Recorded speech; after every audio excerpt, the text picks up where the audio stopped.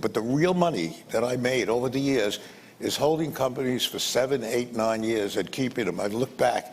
We bought casinos, and you got to buy them when nobody wants them, really. I mean, that's the real secret. You buy things. It sounds very simple, but it's very hard to do. When everybody hates it, you buy them.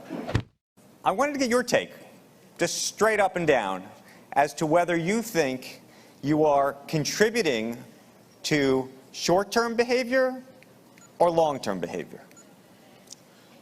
Well, I think that activists aren't all the same. There are many different types and many different kinds. And for my way of looking at it, over the years, and one of the reasons I came is Andrew called me up and said, you know, they all talk about short-termists, and you've held all of these stocks so long, you ought to come and talk about it at the Deal Book.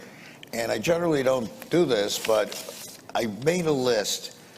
I'll just read it very quickly because nobody wants to hear me read anything. But you look at the companies that we bought over the years. I'm surprised myself about the long-termism that we do.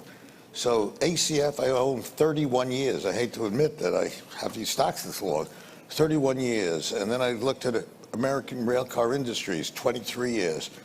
Federal Mogul, PSC Metals, 17 years. Federal Mogul, 14 years. Viscase, 14 years. Exo, 14 years. Vector, 13 years. American Casino, 11 years. National Energy, 11 years. West Point, 11. And it goes on and on. We, and many activists, are not short-term oriented. I can't say all of them are. It depends. I mean, if you have partnerships and people want to get returns, I guess you have to be somewhat short-term oriented. But the real money that I made over the years is holding companies for 7, 8, 9 years and keeping them. I've looked back. We bought casinos, and you got to buy them when nobody wants them, really. I mean, that's the real secret. You buy things. It sounds very simple, but it's very hard to do. When everybody hates it, you buy them. And then when everybody wants them, you sell it to them. And that's what we do. And we go in and we clean up a company. There are many companies in the country that are very well run, but many are terribly run. And you don't have corporate democracy. You still don't. So you have people that run companies that aren't bad people, but shouldn't be running the companies. They're way over their heads. Or they have different agendas. So if you think about it, this is corporate America. If your uncle left you a vineyard, a beautiful vineyard, beautiful apple orchards, beautiful farm. He left you the vineyard, said, congratulations, that's great. You're going to be on the vineyard, you're going to enjoy yourself, have all this money rolling in. And then 8 months later, you see your friend. I see Andrew. I said, what happened? How you doing? Terrible, terrible. I said, well, what's the matter?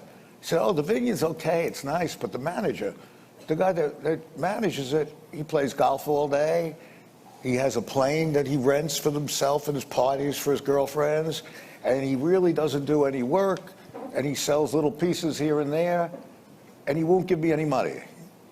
I said, what are you, crazy? Get the police and kick him off. But that's corporate America for a lot of it. You go to corporations, and this is how they act, and they believe that they own these companies, and they don't really care. And the reason I made so much money over the years is that you hold these people accountable.